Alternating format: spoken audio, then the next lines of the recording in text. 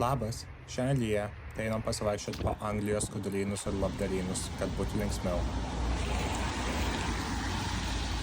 Čia mūsų pirma stotelė. Pirmas dalykas, kurį pamačiau, buvo šitos vaikų knygelės su įdomiais viršeliais. Tada greitai apžvelgiau mano mėgstamiausią skyrelį.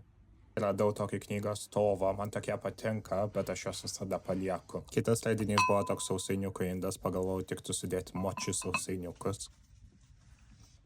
Tada apžiūrėjau kalėdų šlamštelį, bet nieko gero neradau.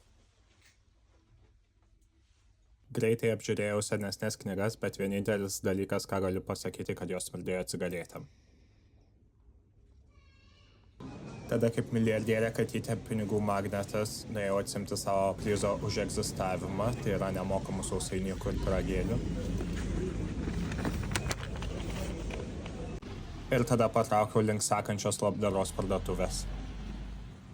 Toliai eiti nereikėjo ir greitai atvykau. Iš karto pamačiau šitos stiklinius katinėlius, netgi pagalvojau, kad žalias gal iš urano stiklo, kuris turėtų šviesti, bet pasirodo, kad ne. Knygų skyrėlis neatrodė per daug įspūdingai. Vieninteliai kiti daiktai patraukė akį šitoje parduotuvėje buvo šitas keistai atrodantis šteko žaislas ir šitas žalias alyvuogių indelis. Tuomet nuėjau paskutinę labdaros parduotuvę. Ir tik įėjus pro duris pasitiko Shania's Twain balsas. Apžiūrėjau brangenybių lentynėlę, bet matyti tik zuikių mokykla buvo įdomiausias dalykas ten. Vėl mėgstamiausias mano skyrėlis, bet kažkaip ir vėl nieko gero neradau.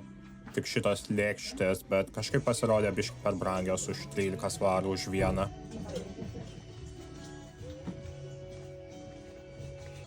Vėl apžiūrėjau kalėdų šlamštelį, bet kažkaip irgi liūdnokai atrodė. Gal tik šita žvakydė patiko iš visų daiktų.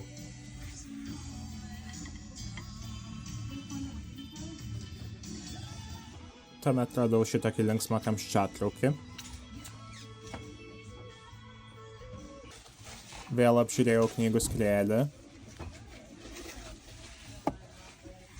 Deja, bet šį kartą lobio atrasti nepavyko.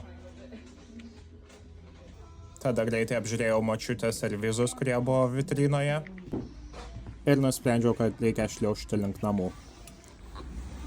Bet mūsų miestelėje dar daug labdaros parduotuvių, tai komentuokit, jeigu norit antros dalies. Iki katytės!